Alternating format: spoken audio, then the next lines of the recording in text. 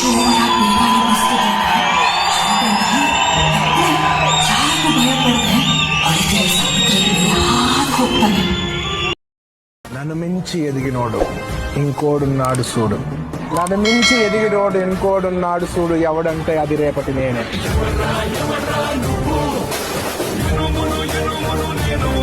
నన్ను